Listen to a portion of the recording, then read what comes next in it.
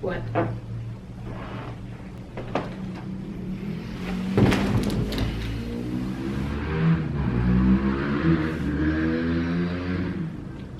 What you staring at? We're gonna play a game. Okay, what game?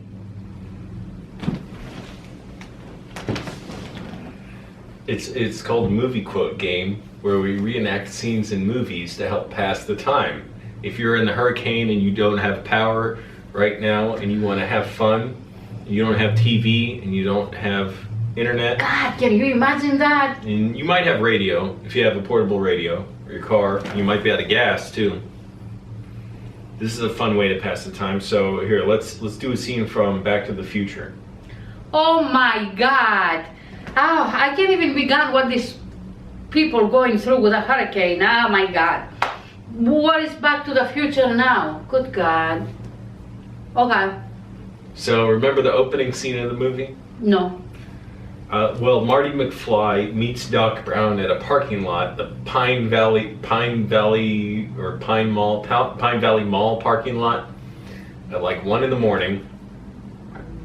Oh. Kind of mysterious, kind of crazy, and Doc shows up and he's in a DeLorean, and he says to Marty, I've created a time machine in this and I can travel through time.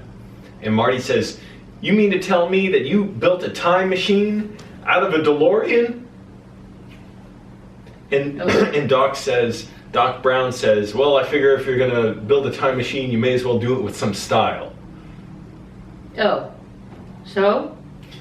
So that's one game, that's one way of doing this. Another one, like another movie we could do, is Jurassic Park. Oh. Now you haven't seen that, have you? I have part of it. You know what it's about? No. Well, it's about dinosaurs being yeah. brought back to life. Oh. Yeah, and there's a island where they're being experimented on. Well, okay. And at one point, they're being chased by a T-Rex. And it's funny because you see the camera's pointed at the mirror of a Jeep, and the Jeep mirror says objects in mirror are larger than they appear. Oh. And Dr. Malcolm is in the back of the car. He's injured and he's lying in the back.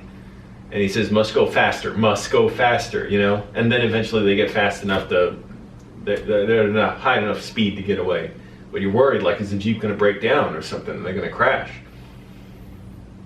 Well, I remember one time, you were so little, we didn't have a hurricane, but it was some bad weather, like wind, we lost power. In the daytime, I mean, it was okay, you can color, you chase each other around the house and everything, but at night, what do you do without power? So, I said to Dad, what are we gonna do now? It was no TV, not even, I can't even turn the stove off to cook something. Don't touch me. I couldn't do anything, and you guys start getting cranky, so we just pick you up, lock up the house, and we went to the hotel. Because it was nothing. How old was I? You were probably 3. I don't ever remember being at a hotel with you or Dad. You don't remember, you were 3 years old. Michael was 2, and I was pregnant on Philip. Oh. So Which hotel? I think we went to a Days Inn or something like that, or I don't remember which one it was. So No, it was Holiday Inn. It was a Holiday Inn. I'm sorry, Days Inn, it was something else. Mm-hmm. So we went there, and we had fun, and it was TV, and it was they have power and everything, and we stayed 2 nights because we didn't have power I think it was the 3rd night we got the power, 3rd day. And anyway, but I can imagine families who have kids, little kids, what they do without power. Can you imagine water maybe? Water? Yeah, if the water lines break with this hurricane, I don't know, without... Oh, they shut off the water as a preventative measure in some areas in Florida. Oh, well, you see, I mean... The city shut off the water. Yeah. The water could be poisonous. Yeah, what are you gonna do? So another movie we could talk about. This is going really good so far. Having a lot of fun.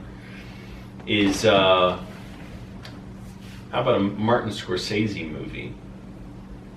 How about The Departed? Ooh. Remember when Jack Nicholson playing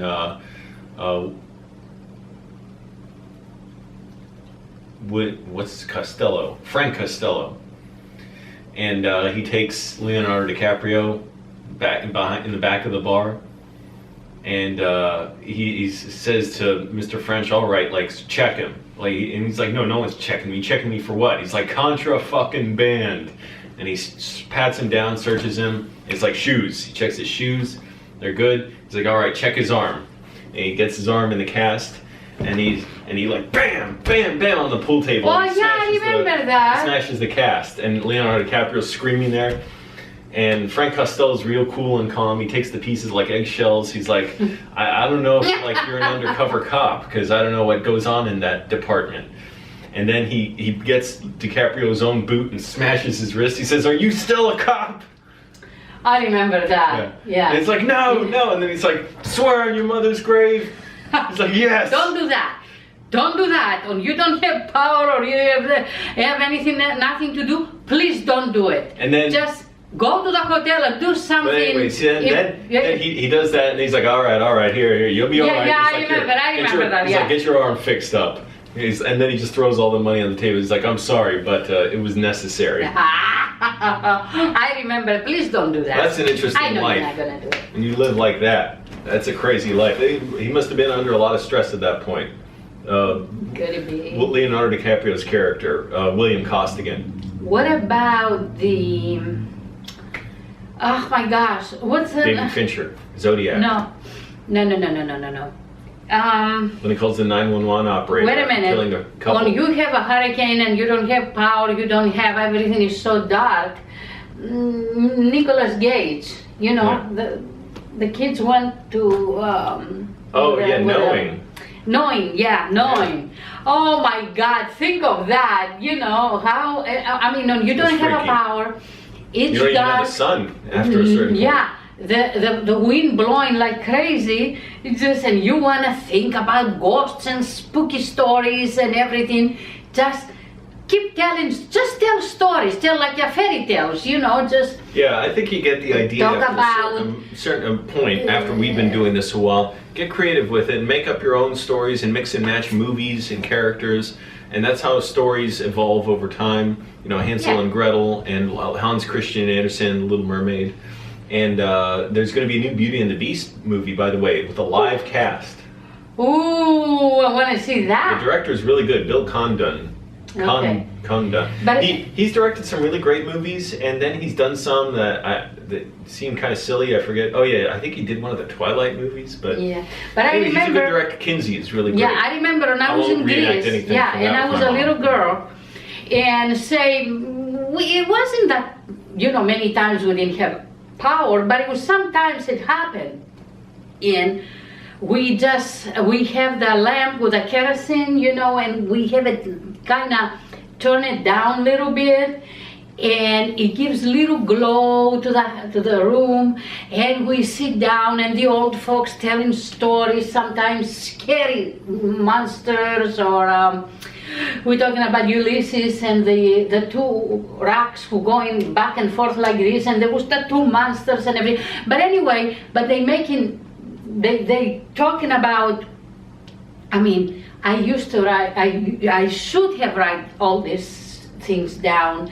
I took it for granted. The old folks gone, and now I remember bits and pieces because I was a little girl. And I was thinking they're gonna be there forever, you know? But they were saying like the spooky stories about the Turks and the Greeks who were in dark and they were fighting, and they have, or other things, or monsters, sometimes people walking in the dark to go from one village to another with the animals before I born, I mean in the old days.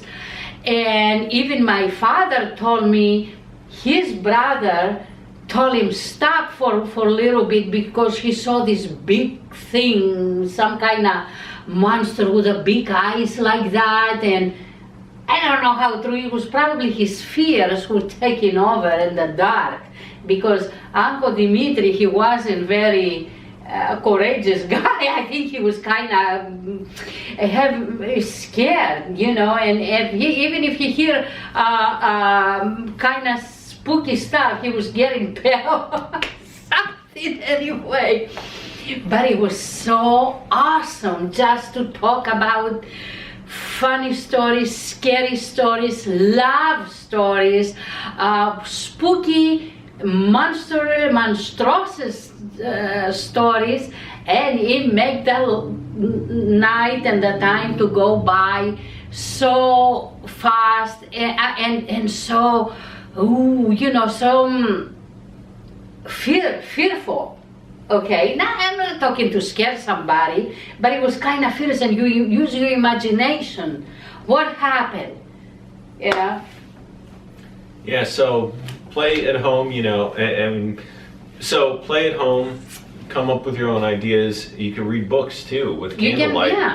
Yeah, you candlelight. You can have a. I'm reading Red Notice right now by Bill Browder. Yeah, I actually read half of it on my trip to Chicago, and I just haven't gotten to much more of it, but I'm going to finish it.